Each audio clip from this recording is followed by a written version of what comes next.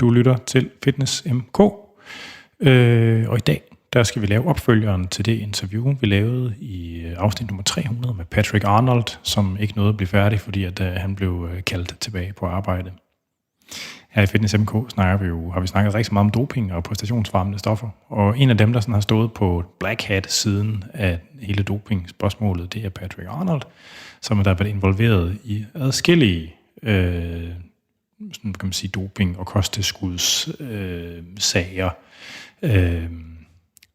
Mest navnkundigt, ikke, så har han opfundet pro-hormoner i sin tid, som var sin egen ting, og det dækkede vi det meste af i det første afsnit. Og sådan den anden det store intermezzo, han har haft med sådan de regulatoriske og antidopingmyndighederne, det er hans forbindelse med BALCO-skandalen, som har været sådan det mest organiserede dopingprogram, der er blevet afsløret i USA. Og så til sidst også her, det der hedder, altså opfindelsen, eller genfindelsen, hvad man skal kalde det, af det stimulans, der hedder DMAA, som mange danskere sikkert kender fra det kosttilskud til Jack 3D, som også blev ulovligt ret kort tid efter.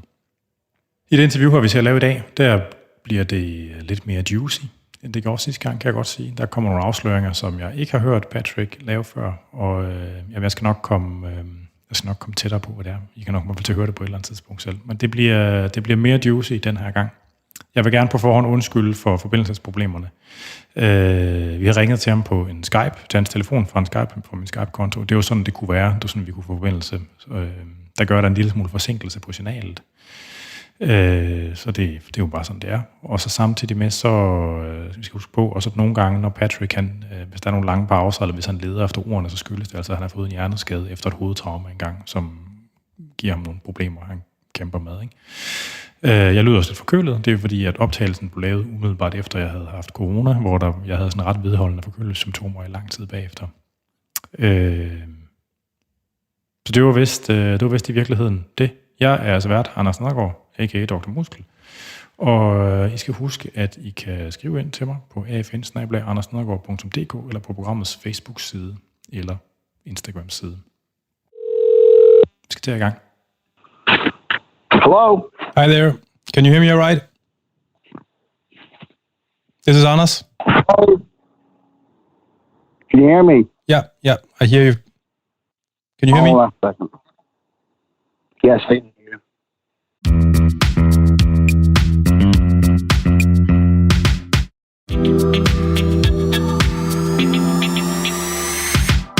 I det første afsnit med Patrick, der fik vi jo dækket hans engagement med pro-hormoner, og vi nåede et godt stykke ind i hans historie med den her BALCO-skandale. Vi blev altså ikke færdige, så det er der, at vi samler tråden op igen i dag.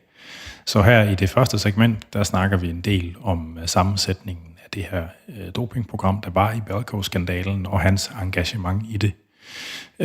Og for dem, der ikke har hørt det første afsnit, så kan jeg godt lige lave en lille recap. BALCO-skandalen, det bestod af, at der var en entreprenant fyr, der egentlig er handlet med kosttilskud, som lærte Patrick at kende gennem et online bodybuilding forum, der var. Og ham, der Victor Conte, fik stablet sådan et dopingprogram på benene, hvor han sørgede for, at de kunne sign op på abonnement, og så kunne de få sådan en lækker cocktail med modafinil, som er sådan noget anti-sovemedicin, et stimulans, kan man sige, lidt ligesom amfetamin eller kokain, men nok lidt mindre usundt, og væksthormon og EPO. Og så fik de en gel i noget af programmet, som der gjorde, at det øgede deres testosteron og epitestosteron-niveauer, så deres dopingprøver så mere normale ud. Og så Patrick Arnold, han lavede nogle designersteroider, som simpelthen ikke bongede ud på de dopingtest, man lavede på det tidspunkt. Og det er specielt de 2 steroider, som han lavede der, det var desoxymetyltestosteron og tetrahydrogestrenon. Også kendt som DMT og THG. Og jamen, det er virkelig det. Det fortæller han mere om sit engagement i her. So, thank you for taking your time to talk to me and the listeners of Fitness MK again.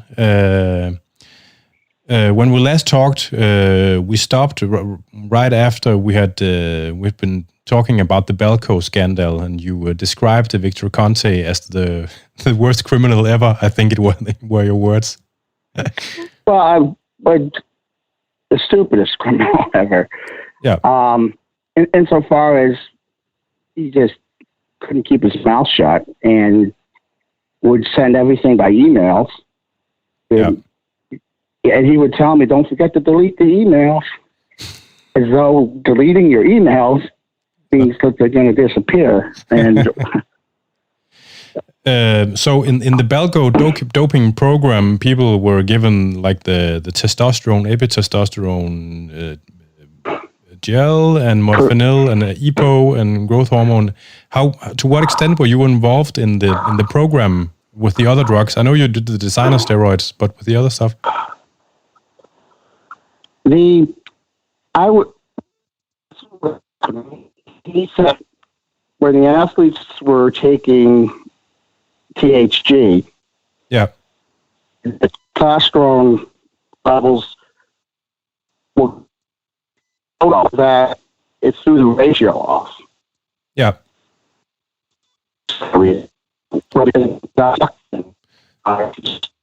So sorry, can you repeat that? You're being chopped up. I'm sorry. The athletes' testosterone, epitestosterone ratio, all over the place because their own production of testosterone and epitestosterone was so low. Yeah. That why, but I guess when you're so suppressed by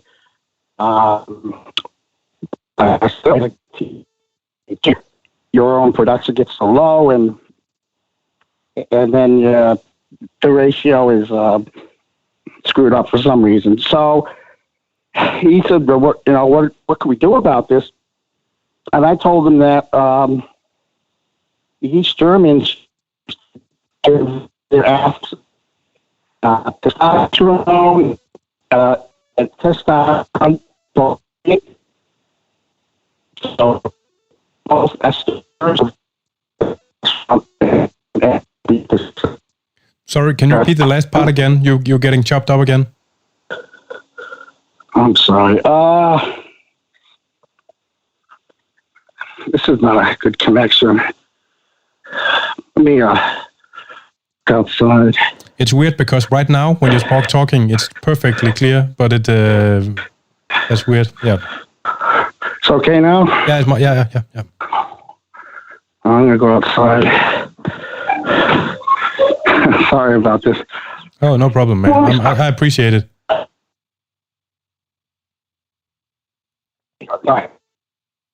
Taking THG,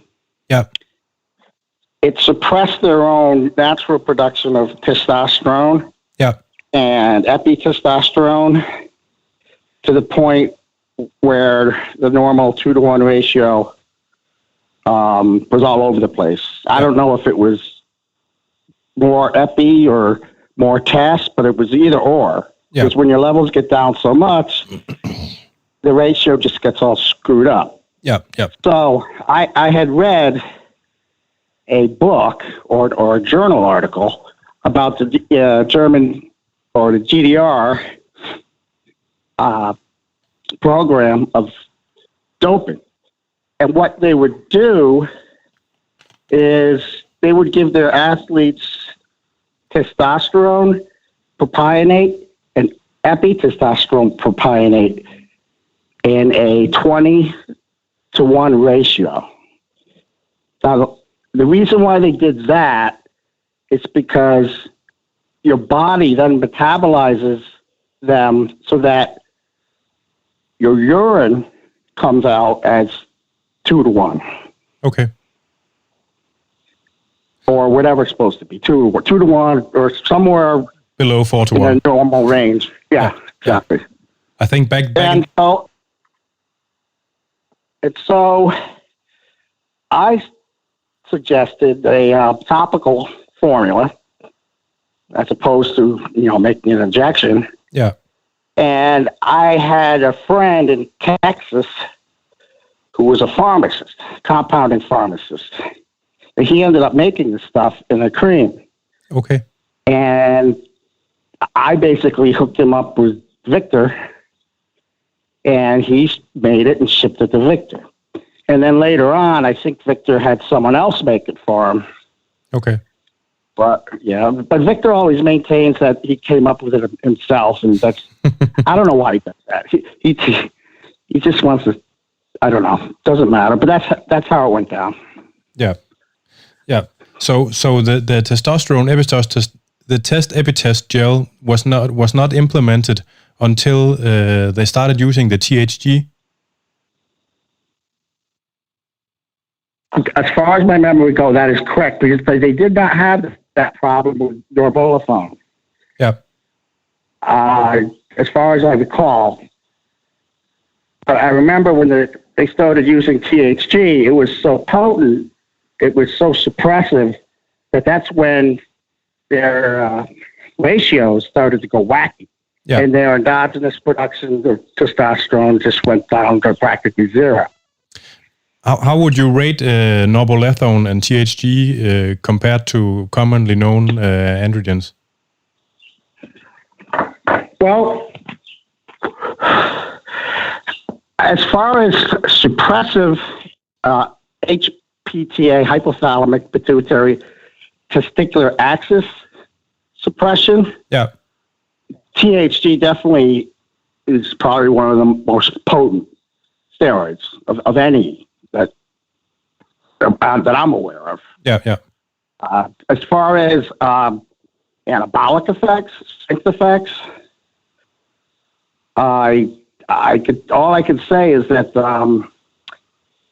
when Victor first started using it, he was giving people like 5 milligrams, 10 milligrams a day, and he ended up going down to 1 milligram or half a milligram, and then not every day, like 3 or 4 days a week, especially with the women. He would get very little. Yeah. And even that tiny amount, they pretty profound effects. And when taken, of course, with the growth hormone and insulin and EPO and everything else that he was giving them. If I were to compare it to a known steroid or a steroid that some people may have heard of, I would compare it to the trimalone, which is methyltrianolone. Yeah. Basically, it's methylated trembolone. Yeah. They're probably pretty similar in actually structurally. It's kind of they're very structurally similar. Okay. But there's just a couple of carbon chains on the THG that aren't on methyltrianolone. Yeah. But methyltren isn't that considered pretty much the strongest androgen there is? Well, that was ever available in any amounts. Yeah. If you look in the literature, there have been other ones that have been more potent, tested on rats. Yeah. Yeah. One example would be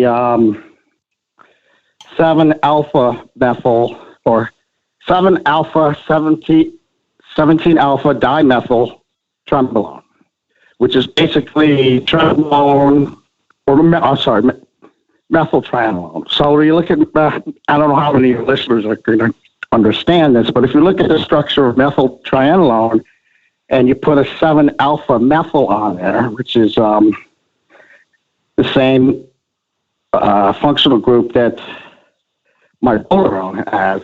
Yeah. That was developed at one time, and that's, if you look in the Vita book, which is a compilation of all the research on steroids. Yeah.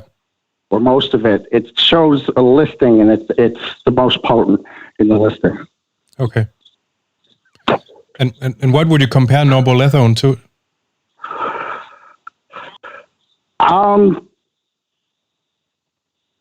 It's very hard for me to say because it's probably similar to Nilevar or norethindrone. Yeah. But I don't know anyone that's ever taken Nylavar. So structurally speaking, they probably are pretty much the same.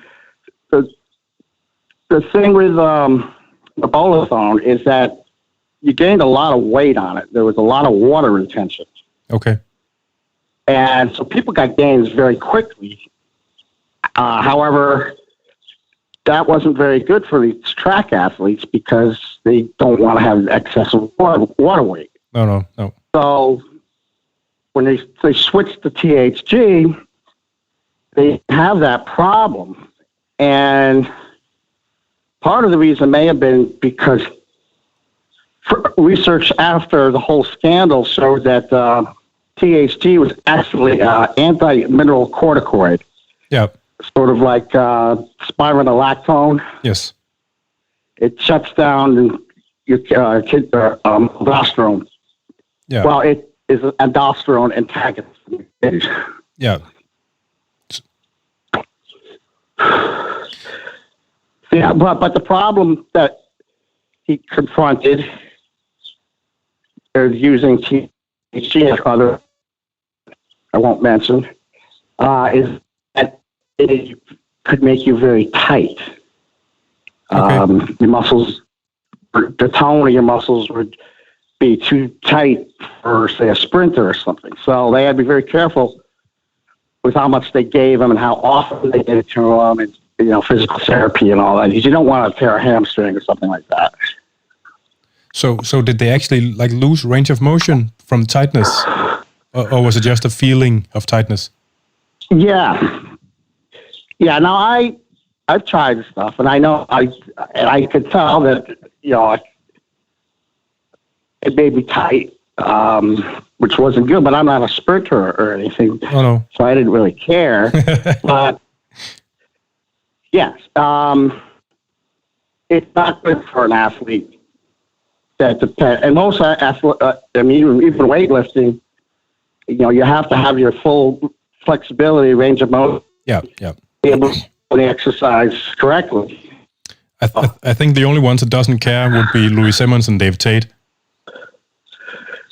Oh, powerlifters? Yeah, especially those powerlifters from. Yeah, possibly. Olympic lifters, however, I think if you're trying to do a clean and jerk, proper range of, you're stiff. Yeah, could totally throw off your form. But just pure powerlifting, yeah, you're right. It may not be.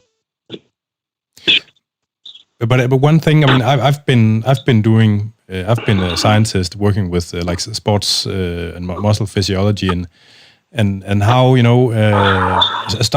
drug like halotestin that can pretty much increase people's strength by 10% in 1 week. No one knows how that works. That's just amazing actually, to me. Of course, it's androgen. Said that because halotestin is also an anti-mineral corticoid. Yeah. I think it was a study that came out 10 years ago, and they tested all kinds of androgens, anabolics, to see their effects on different receptors and like receptor profiling and hormone activity, and they found that halotestin was a pretty potent anti-mineral corticoid. So that has something to do with strength. I'm not sure, but it'd make you tight. If make you tight can increase your strength, but it also hurt you. So. But what is the molecular correlate in the muscle of being tight? It still requires myosin and actin to do something in order to do the stuff, to lift weights. But like a 10% increase in people that are trained already, that's an insane improvement. And from like a muscle science perspective, that's really weird. That hasn't been characterized fully yet. Yeah, it must have something to do with the central nervous system. And I'm not sure if that has anything to do with mineral corticoids or not. No, tell you the truth, but it's amazing and fascinating at least. I would say now that I think back, I tried halotestin a long, long time ago, and it did make me very strong, and it made me tight. I remember I tried to deadlift what I usually would deadlift, and I wasn't able to really do it because my form was off. But I felt, tight and pumped, but yeah. So I guess it's certain I can bench press. It's not a bad thing, but for me, I'd say it's I'm already very tight in the hamstring and lower back, so deadlifting it had an adverse effect on me. Ja. I det næste segment her i interviewet med Patrick Arnold, der går vi ind i det her med selve det retslige efterspil efter BALCO-sagen. For dem, der ikke er ligesom med på de amerikanske betegnelser, så en indictment, det er jo en sigtelse, og perjury, det er det, der kaldes menet, eller lyve under ed på dansk. Og det er noget, vi kommer til at snakke om i løbet af interviewet, fordi at i forbindelse med det her retssagskompleks, der kørte, hvor der var jo en masse sportsfolk og Victor Conte og sådan alle mulige andre interessenter, der forsøgte i retssystemet ligesom at spille dem ud mod hinanden. Så det var bare lige derfor, at det var vigtigt at få det med. Så, men den del, den starter her. When the BALCO scandal, when the BALCO lab was kind of exposed, how were you hit by it? Well, I got a call from someone from the San Francisco Chronicle, I think it was, a call at work. I said, hi, and I forgot the guy's name, Lance something. And he said, have you heard about the raid on BALCO labs about steroids? And a steroid, and he said tetrahydrogesterone. And I said, no, I don't know what you're talking about. But as soon as he said tetrahydrogesterone, I really knew what he was talking about. That's not what I called it, but that's you could call it many things. Yeah. But it's basically gesterone with 4 hydrogen atoms added to the side chain. So that's tetrahydrogesterone. So then, did that make you sweat? The phone call? Yeah. It made me sweat quite a bit. I was I think I pretty much freaked out because I was just thinking, well, they're going to come knocking on my door now. And then it showed up in the news and nothing happened. And then I think my name was mentioned a few times because supposedly Victor Conte had given my name up when they raided him. But then he retracted it. And they had all this evidence. They had all these empty boxes that he would throw in the trash, which is also being a stupid criminal because he would throw syringes and he would throw boxes for my address. So the feds had enough evidence, but the way it works in the United States federal criminal justice system is that they don't indict someone without a vast preponderance of evidence. No. It's not like a local or state indictment where they that would have been enough for them to indict me. But they wanted to subpoena people at grand jury hearings. And I think part of that is that they wanted to bring all these athletes in, and especially Barry Bonds, and force them to testify as to whether they had ever used steroids, have they ever used erbolethone, THC. And of course, these athletes don't know what those names mean. Have they ever received drugs from Victor and all that? Yeah. That ended up going on for 2 years. Holy shit. And Marion Jones was one of them. Barry Bonds, all kinds of athletes. Big track stars. Yeah, and hockey players. and baseball. And Yeah, baseball, other baseball players. So 2 years went by, and I was thinking, well, this is weird. You know, if they haven't indicted me or at least subpoenaed me or serve a search warrant on my lab or my house, then, you know, it's been 2 years, and I stopped really sweating about the whole thing. And I think I said a couple of stupid things on the internet. And I think that was enough. I think that was enough to piss off whatever federal judge had to sign off on the search warrant for my business. And it was September of 2005 that they ended up banging on the doors. And they didn't find anything, because I never made that stuff in that location. Okay. I had done all that stuff in where our lab was previously located, and they never even went to search that place, and that's the place where I'm at right now. Wow. But even if they did, they wouldn't have found anything, because the little bit I had, I actually had in a storage unit, and I assume this is so long ago, it doesn't matter now, but it's almost 20 years ago, under someone else's name. Yeah. You know, I had a lockbox. Actually, I had a couple of people keep it their place, and I finally got and I eventually took all the stuff and just threw it out.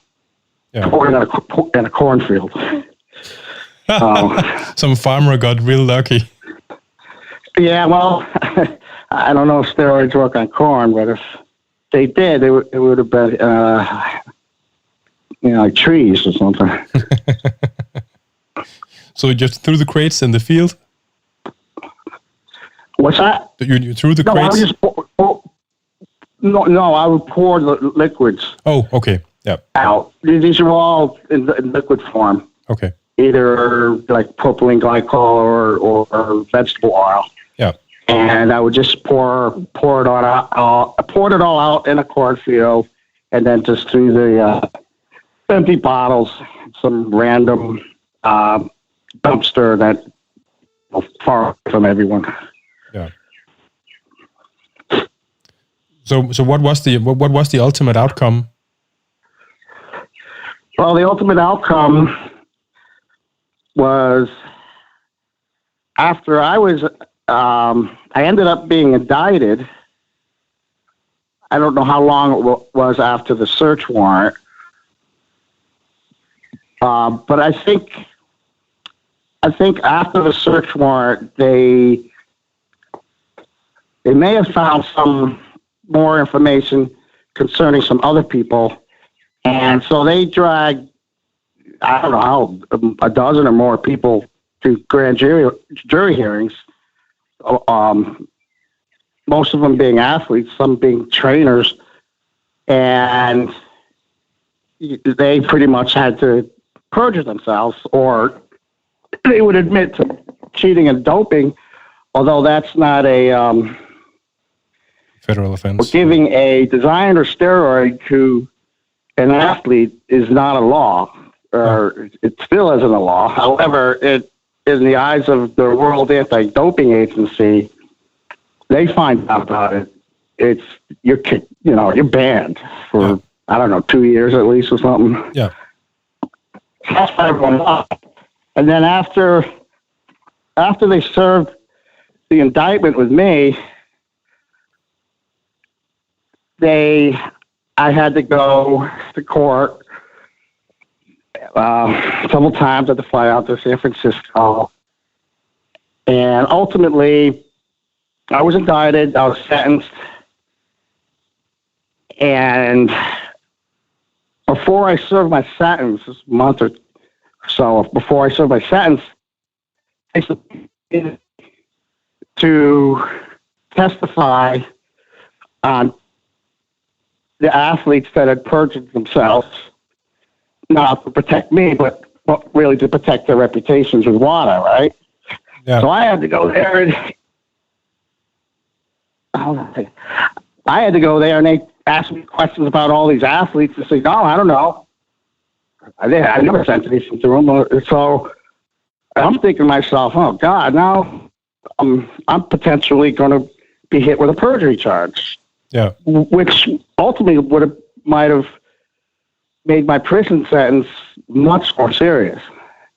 But the only person that they ever successfully indicted for perjury was this Tammy Thomas cyclist. And I had to appear at her court here, and this was after I got out of prison. I know it gets really complicated, but no one else. It's fine. And I wasn't charged with perjury.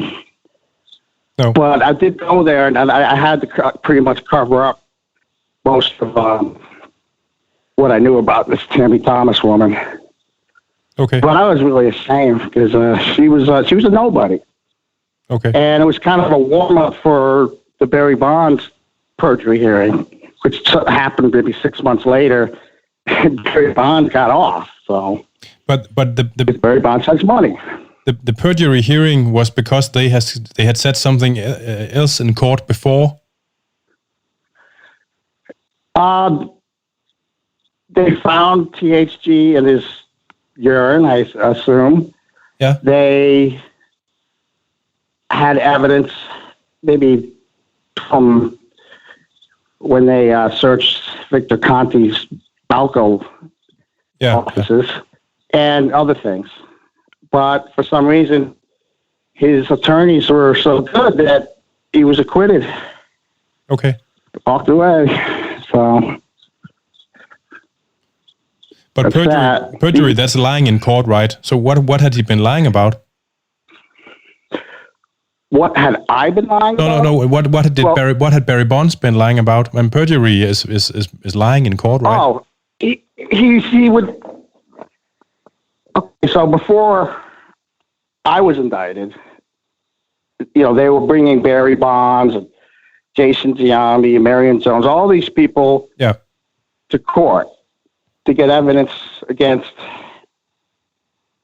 me, I guess, or anyone else. This guy, Greg Anderson, I think was a Barry Bonds trainer. And also force these athletes to perjure themselves. Because, take, for instance, Marion Jones. She was like a superstar back then. And she had been accused of doping, and she was so adamant that she never touched any drugs. And so she lied.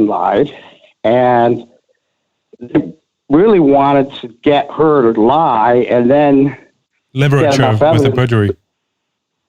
Yeah. And so when I had to go to the grand jury, it was questions about these athletes. They wanted to they were trying to get me to say, yeah, I gave them that stuff. I shipped it to Victor. Victor told me he gave them that, but I didn't. It's I'm a little fuzzy on the timeline, but I was very careful about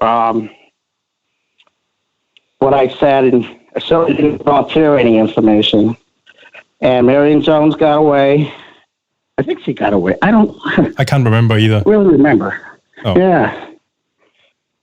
And there was also some stuff going on in Greece, but that's not under United States jurisdiction. However, didn't stop them from asking me a lot of questions about athletes from other countries. But you didn't have you didn't have anything to do with the athletes directly. That was Victor Conti, right? Well,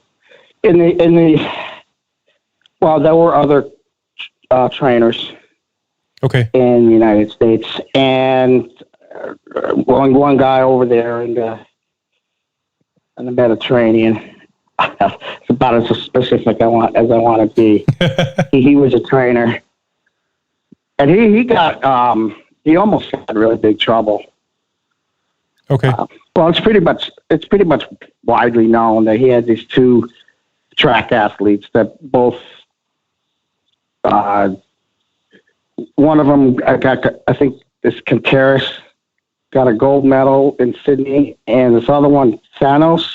Yeah. The man and the woman. Well, one of them got a gold medal. One of them got a silver medal in track. Yeah. And they were like the darlings of Greece, superstars. And then in 2004, the Summer Olympics was actually held in Athens, and this trainer guy is frantically trying to call me, and I'm completely avoiding him because this is 2004, and I hadn't yet to be indicted, and I wasn't going to say damn thing. I wasn't going to talk to him. But what I found out, I don't know how I found out, but he was trying to microdose methyltrianolone or something, and what ended up happening was he staged a motorcycle accident. Oh. Right before, like a few days before the Olympics. Yeah. The two athletes that I mentioned before, man and the woman, track, they won medals in Sydney. Yeah. And they both went to the hospital to avoid the doping testers, and they got in trouble for evading the testers. Yeah. And it was a mess, but nobody got in a criminal trouble. Okay. The trainer or the athletes over in Greece, but their system over there is a little different than ours. Yeah. So you had a little contact with some of the distributors. Is that correctly understood? Well, I never met any of these any athletes from this country that this trainer worked with, but I had talked to and had met the trainer. Okay. Before he had relatives in Chicago. Yeah. Well, what happened to Victor Conte? He ended up getting sentenced before I even got indicted, I think, and he got charged with distribution of anabolic steroids, which actually is a false charge because while actually he was distributing stuff other than the designer steroids, he was giving them the testosterone and the cream and other things. But he ended up getting 4 months in prison and 4 months home confinement and 2-3 years of probation, which is around the same sentences that were handed down to me. Okay. Ultimately. Are you still talking to him? Are you on bad terms? What's that again? Are you still talking to him, or are you on bad terms now? I haven't spoken a single word to Victor Conte since 2003. Okay, you need to say no more. Not a single word. And I remember it was a 2003 Mr. Olympia. And this would have been like a month. Oh, what a month of 2003. It would have been weeks or something right after Victor was raided. And he came to the show, and I was having dinner in a restaurant with my attorney, Rick Collins, and he sees Victor walk into the restaurant, and Victor sees me, and he says, hey. And my attorney, Rick Collins, shoots out of his chair and runs over to Victor and says, get out of here. Go away. Stay away from Patrick. And Patrick said, do not talk to him under any circumstances. Well, eventually, everything, everyone served a sentence and stuff. And I definitely talk about him to reporters. Yeah. But I never talked to him. And I was pretty pissed off how he was trying to make it sound as though he invented all this stuff himself. and he never would give any credit to me. Not that matters, but I kind of felt a little disrespected. Yeah. He wanted to be thought of as this mad genius that did it all himself. And if it weren't for the rollatone, THG, and a third one, which he never utilized. Yeah. And that cream, the test epi cream, he wouldn't have had the success with his athletes that he did, because basically he would have been. He was glorified as supplement vendor, right? He would just have to use the same stuff that other trainers were using, like growth hormone and insulin and EPO. Yeah. Yeah. So it was the steroids. It was the designer steroids that changed everything.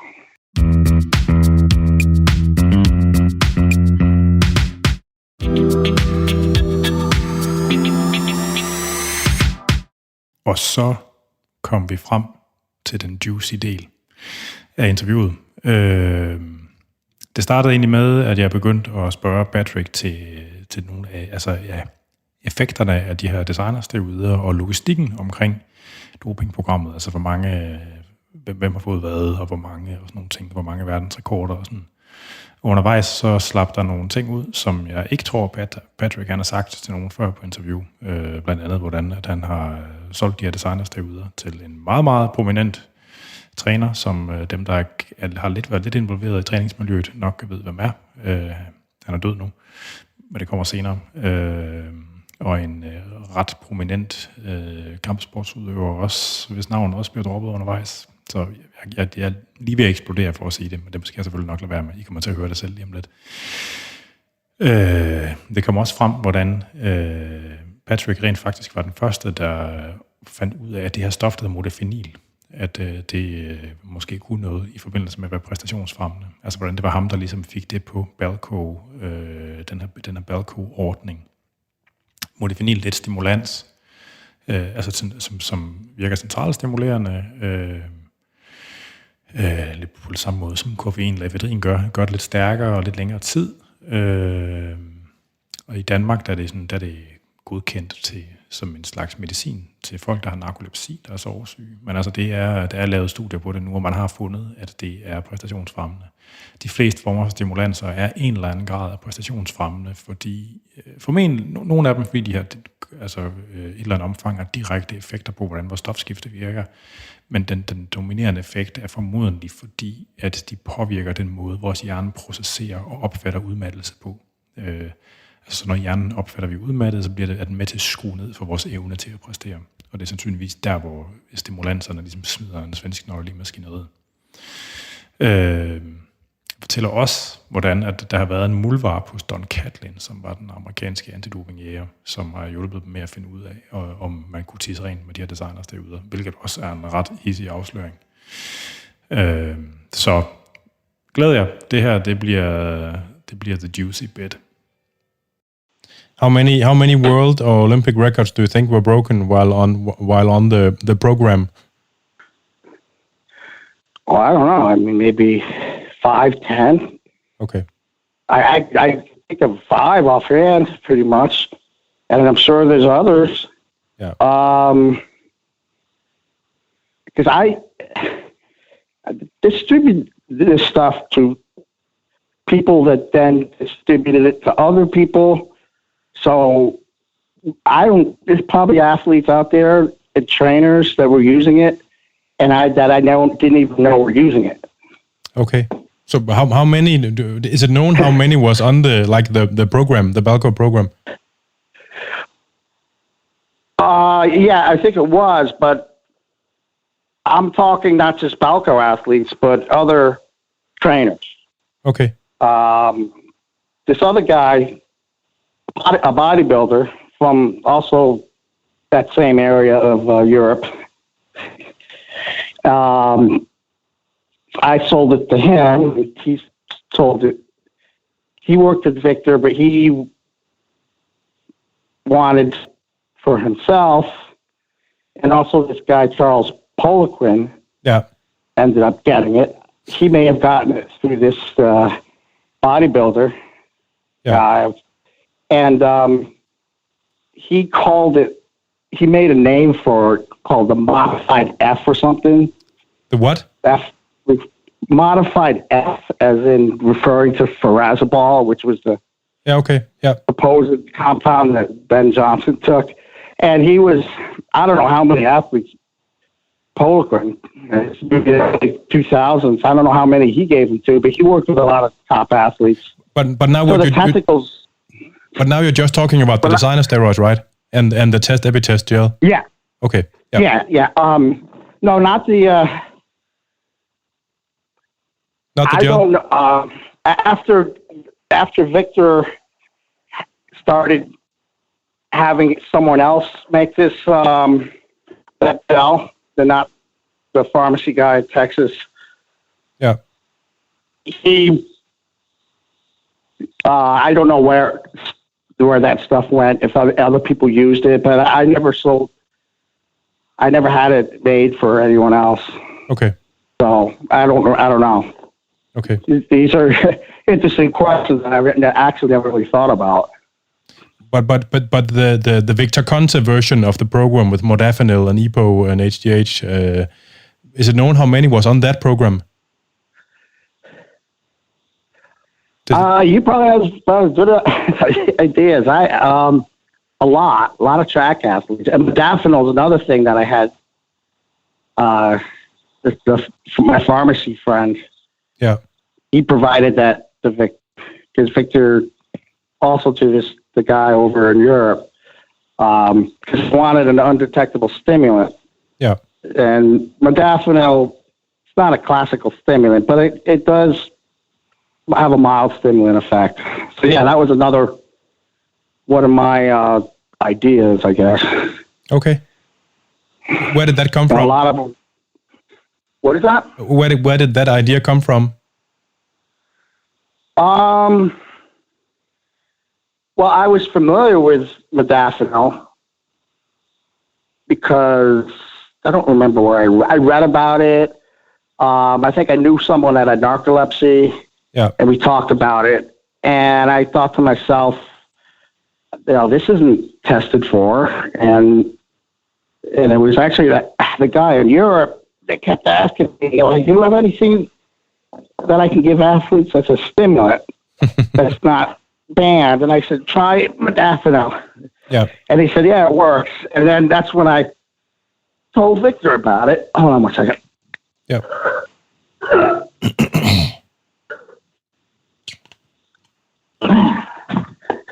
I'm getting old. I had to bend over to pick something up. But,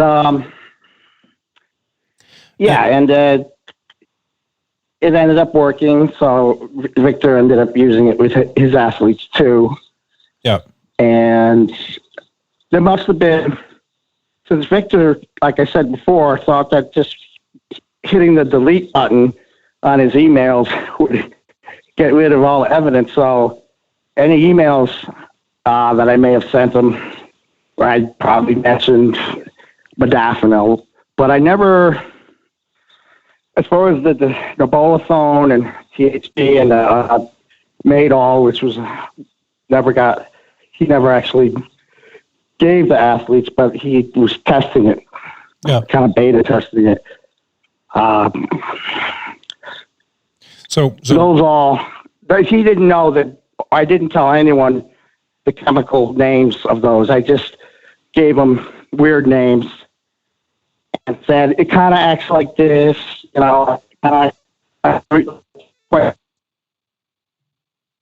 Okay. He would use them, and he had a guy at UCLA lab that would take these people's urine and run them through the standard doping testing protocol, and they would come back clean or clear. Did UCLA have an accredited anti-doping lab at the time? Yeah, it was actually a major best one. It was a man named Von Catlin. Oh, I was going to ask about him in just a second, actually. So yeah, this was Don Catlin's lab, but one of Don Catlin's assistants, his name was Victor Urelitz.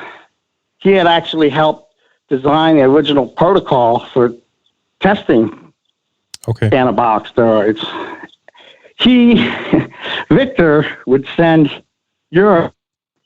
Victor Conti would send his athlete's urine to Victor Urelitz, who is Don Catlin's partner, and then he would, on the side, test it and tell Victor whether or not. Oh, that's pretty black hat. And there's another person who I'm not going to mention. What's that? It's my business partner. Sorry. Well,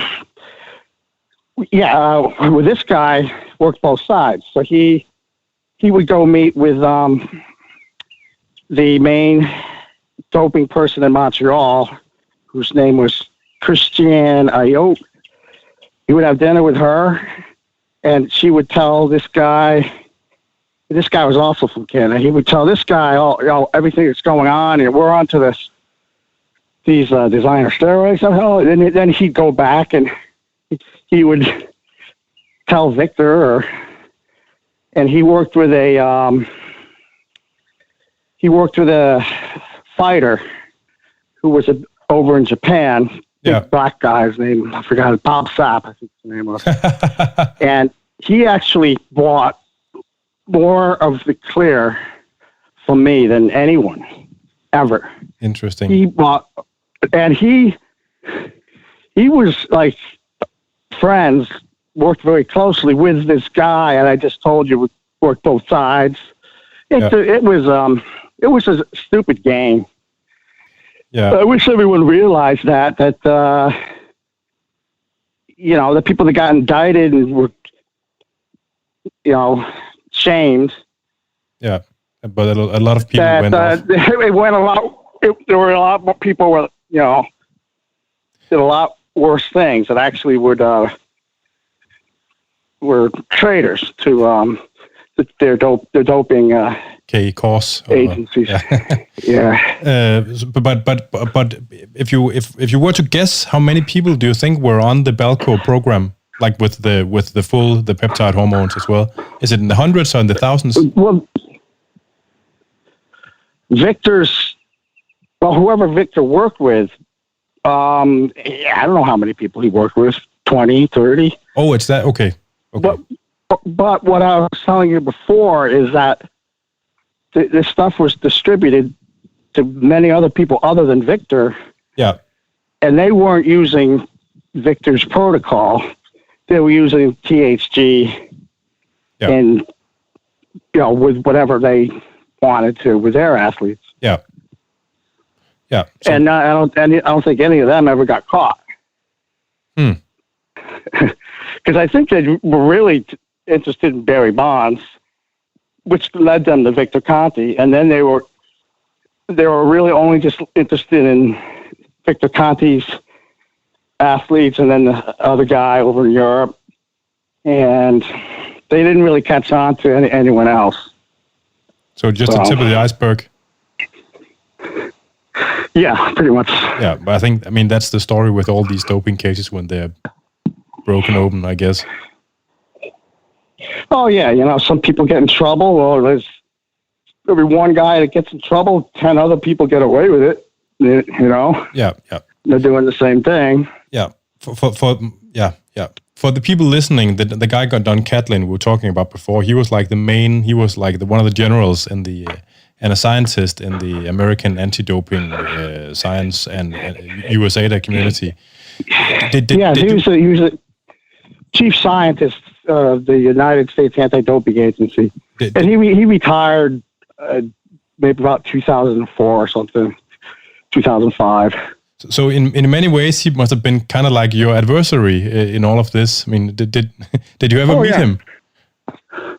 No, I haven't. I have not. And he knew Did he know you? He knew of me. Yeah. Definitely. I mean, he knew of me back when I started to sell the pro hormones, late 90s. Yeah. And I actually did an interview with a NBC News sports broadcaster guy named Bob Costas. Yeah. I think probably world famous. Yeah. He came to my lab, and he was basically wanted to get dirt on Barry Bonds, and he also wanted to trash the commissioner of baseball. Okay. Because I think it was Bob Costas' dream.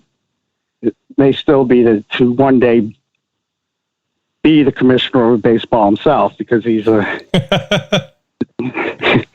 I'm not going to tell you how I know that, but we all have aspirations. Yeah, well, he's not that old. It still happens. Yeah. But you never met Don Catlin. No, but when that interview with me broadcast, there was part of it where he went to Don Catlin's lab to talk about THG and Victor Conti and everything, and Catlin actually said he said, whoever, he said, I don't like to give accolades to the other side, the enemy, but he said, whoever made this had to be brilliant. And I was like, wow. But, yeah, a pat on the shoulder. Yeah, unfortunately that, you can't find that on the internet because it's so copyright protected. I have a CD of it, but I don't even know if I still have it. I might have lost it. It's like a trophy. Well, yeah, I can also show friends if I want to. Yeah. But I don't know. Well, that's pretty interesting. How about the black hat guy, the other Victor from Catlin's lab? Was he ever exposed? Nope. Not as far as I know. He was never exposed. Damn. That's pretty crazy. I am guessing because it would just be too much of an embarrassment to the anti-doping agencies to reveal, that there were all double agents, throughout the whole thing, and it would have made them look silly. Yeah, yeah. So that's probably why they just ignored all that evidence. Yeah. That's pretty crazy. I think that concludes the BALCO story, because just to leave a little time for the last series of questions I have. Og her der kommer den sidste del af interviewet med Patrick Arnold, som handler om det her stimulans, DMAA, dimethylamylamin, som fandt vej i kosttilskud Jack 3D, som var all the rage en overgang. Det er jo sådan tilhører den der kategori af kosttilskud, eller stoffet blev brugt i den kategori af kosttilskud, man kalder pre-workouts, altså det her pulver med mærkelige, typisk med meget voldsomme farver og en meget voldsom syntetisk smag, som man hakker i hjernen, før man skal ned og træne sig i stykker. Og det kom så egentlig af på det tidspunkt, at efedrin, det var kort forinden blevet ulovligt at bruge i kosttilskud i USA. Og derfor så skulle man finde et andet stimulans, og så fandt de så det her dimethylamylamin, som blev sådan en ret stor ting i kosttilskudsverdenen, fordi at der var admed med smadret på. Og det er ret stærk stimulans. Det er ikke det er sådan oppe i samme vindstyrke som amfetamin og sådan noget. Det er lidt hurtigere ind og ud af kroppen, men det er easy. Og det gør selvfølgelig også, at det ikke er helt lige så sikkert at tage, og folk man crasher hårdt bagefter og får det lidt ret skidt bagefter også. Så det er egentlig det vi kommer til nu. Den her del af interviewet stopper lidt abrupt, fordi at vi nåede til, at Patrick han var nødt til at tage tilbage i laboratoriet igen og arbejde videre. Men altså, jeg synes, vi fik det ud af ham, som vi gerne ville have. Så her kommer, hans oplevelse af, hvordan den her BALCO, hvordan den her DMAA-historie, den foldede sig ud.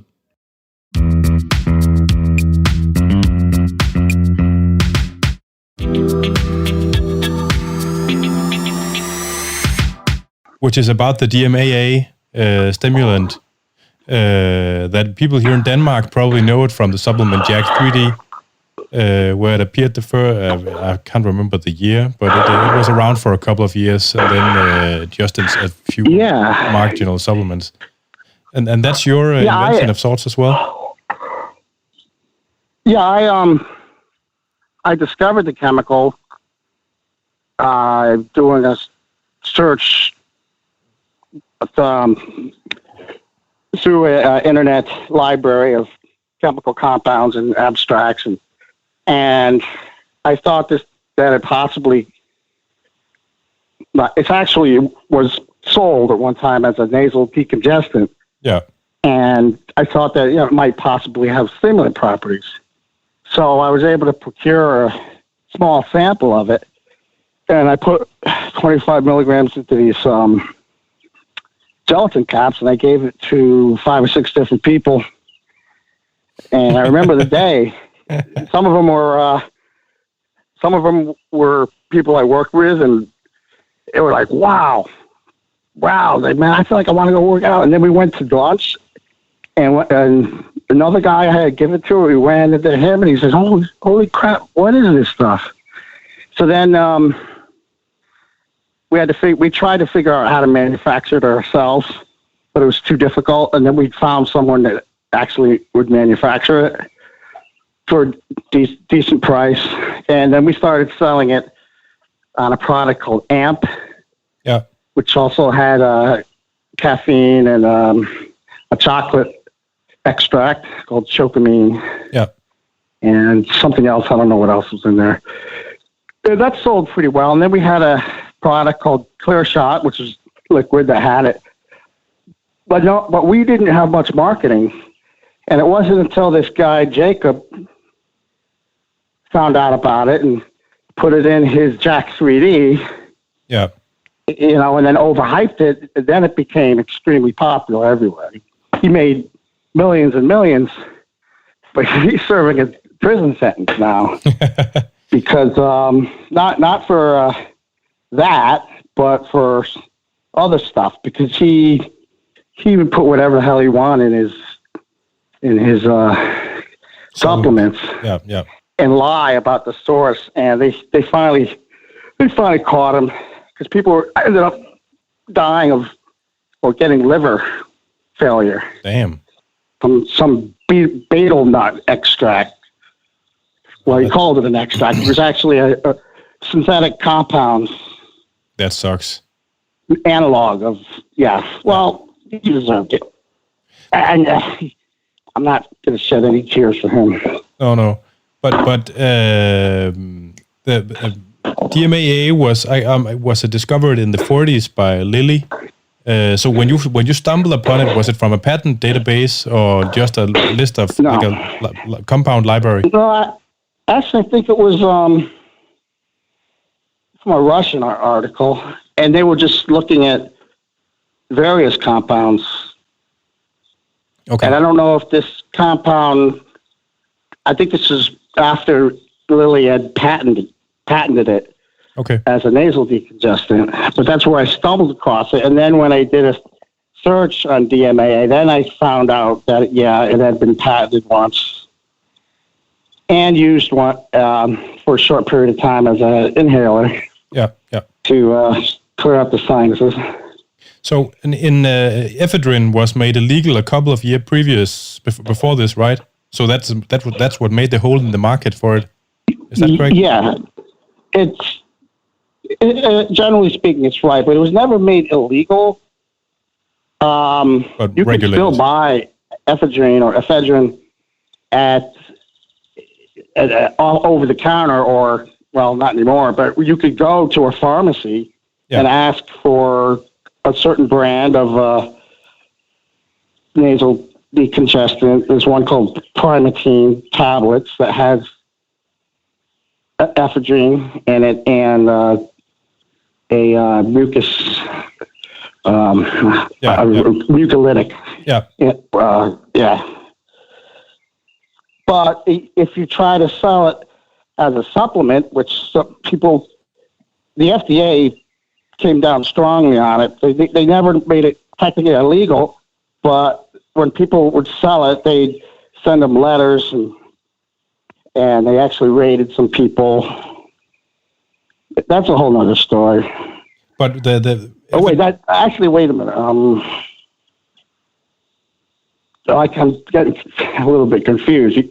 I was confused. I'm talking about ephedrine. That is not illegal. It's just regulated. It's FDA considers it a drug. Yeah. And not a supplement. Yeah. I can see from the Wikipedia article here, it says that the ephedrine was banned as a dietary supplement in 2005. Yeah, it's around 2004, 2005, and that's about the time that I was in a big rush to find a replacement for ephedrine. Yeah. Because it was just so widely popular. I figured if I could find something that works just as well or almost as well, and this DMAA ended up working just as well. Actually, was superior in many ways. It had a more of a psychological effect than just a purely peripheral stimulant effect.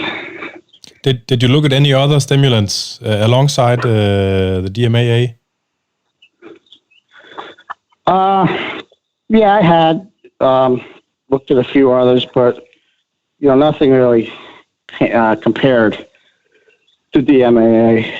Okay. And plus, whatever I found, I would also have to find a natural source. And there was a article that came out of China which listed constituents of geranium oil, and the DMAA was one of the compounds that they said that they had found. And that was my justification for selling it as a dietary supplement. I said it's a constituent of geranium oil. Yeah. So that makes it legitimate to sell as a dietary supplement? Or more legitimate?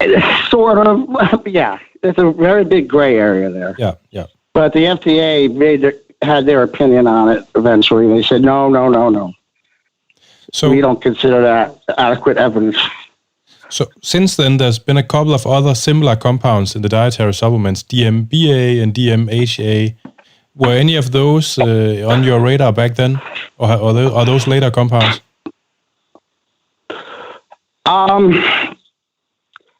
Well, there was one similar compound to DMAA. It was, I think you said DMHA. Yeah. But this stuff was actually 2-methylheptanamine or something. Octopamine, that's what it was called. Oh, yeah, octopamine. yeah. Yeah, and that... I remember that one. That had a natural source as well, and we sold that very briefly until some guy who knew Victor. There's so many Victors. Yeah. I'm sorry, Don Catlin. Oh, that they were that they knew I was selling it and that they were onto it. They were, and then we just stopped selling it. But you didn't synthesize DMAA. No one knew about it. What's that? You didn't synthesize it yourself, right? No, it was actually pretty readily available, and I actually accidentally put on the label a misleading chemical name. I didn't do that on purpose, but it's a good thing I did, because I put the regular chemical name on there, then everyone else would have copied it, and yeah, I don't know. They would have gotten into trouble. Yeah. Well, whatever. So you were reselling it for in bulk for other supplements. Then is that correctly understood? Well, we had a drinkable form stimulant that had some constituent of ginger in there, and it also had DMAA in there, and it was very effective, though weren't a company that really was marketed things. We didn't spend a lot of money on marketing, so no one really heard of DMAA until that guy, the Jack 3D guy. Oh, that Jack 3D. Yeah. So you're saying it was readily available. What was it used for? Oh, are you talking about the octopamine? No, the DMAA. No, that was not readily. Okay, readily that was the available. octopamine. Okay. Well, not until this Jacob guy found someone in China to make it for him, and then it showed up in all kinds of products. Yeah. It's a big mess. Why do you think it's a mess? Well, I think it's a mess because other companies ended up making so much money selling this compound, while we were a kind of a small fish in the marketing world of supplements. Yeah. And so these big companies ended up selling it, and they had wide distribution. So I kind of feel you got robbed, a little ripped off, yeah. And that everyone else made millions and millions, and we didn't come near that. But that was the same thing with a lot of the pro hormones too, with this 4AD that I had actually patented, but I couldn't enforce the patent because that takes money, and well, I don't want to get into that. No. I mean, yeah. We can go on forever with all these little stories. Yeah, but I mean, yeah. So I guess that's just something that happens with people that are really enthusiastic about a specific part of a trade, and then you get fucked over by people in suits. I mean, that's I've been there as well. I am there. Oh yeah. Unless you have intellectual property protection and can afford to enforce that, people are just going to rip you off and they'll violate your patents, and they know that you don't have the means to police that. Or if you can't get a patent, they'll just, then they'll just take it, steal it, or steal the idea for themselves. Ja. Det var altså Patrick Arnolds version af hans ophav til den her til DMAA-historien i kosttilskudsverdenen. Jeg har lovet ham at reklamere lidt for hans foretagender nu. Som sagt, så arbejder han jo sammen med en, der Dominic Agostino, med at lave ketonstof kosttilskud. Og han har tilknyttet sådan 2 foretagender. Det ene, det er det, der hedder Keto Sports, som har en range af, eller har sådan en portefølje af ketonstof kosttilskud, som man kan komme i fysiologisk ketose uden at lave en langvarig kulhydratrestriktion i sin kost. Det er måske også noget, vi skal lave et podcast afsnit om gang. Der er nogen, der påstår, at det er præstationsfremmende, og videnskaben ser sådan, den stikker sådan lidt i alle retninger. Indtil videre ser det ikke overbevisende ud, men det er helt omvendt svært at afvise. Men hvis man skal have fat i sådan nogle ketonstof-kosttilskud, så Dominic Agostino, han er en af de helt store kanoner inden for sådan noget ketosefysiologi.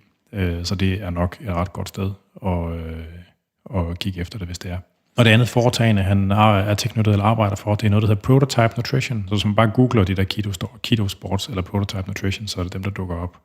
Jeg vil dog lige sige, de ting, der man kan købe hos Prototype Nutrition, det er formodentlig stoffer, der ikke er sikre i forbindelse med dopingtest. Det er ikke ting, der eksplicit er på dopinglisten. Det er ikke sådan steroider eller sådan noget som sådan, men det er sådan nogen, der er meget tæt på. Og der er en lille smule gummiparagraf i dopinglisten, så der skal man nok være ret forsigtig, hvis man er et sted, hvor man kan være genstand for dopingtest. Så det er sådan lidt fringe stof. Det var historien om Patrick Arnold. Han sagde jo efter interviewet der med ham, at det var det længste interview, han nogensinde har givet, og hvor han har spillet flest beans om de ting, han har gået og lavet. Og der er jo, som I nok kan høre, så er der kommet nogle relativt juicy ting ud.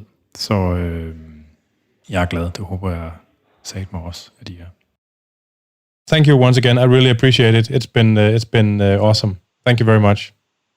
All right. Thank you, Anders. Yeah, have a nice day, man. You too. Bye. Bye. Du har lyttet til Fitness MK. Jeg hedder Anders Nedergaard, og du kan lytte med til den her og de andre episoder af Fitness MK via stream og podcast.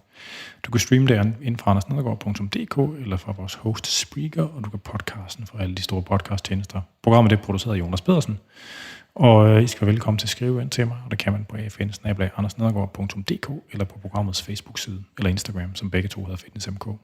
Det var det. Tak for i dag.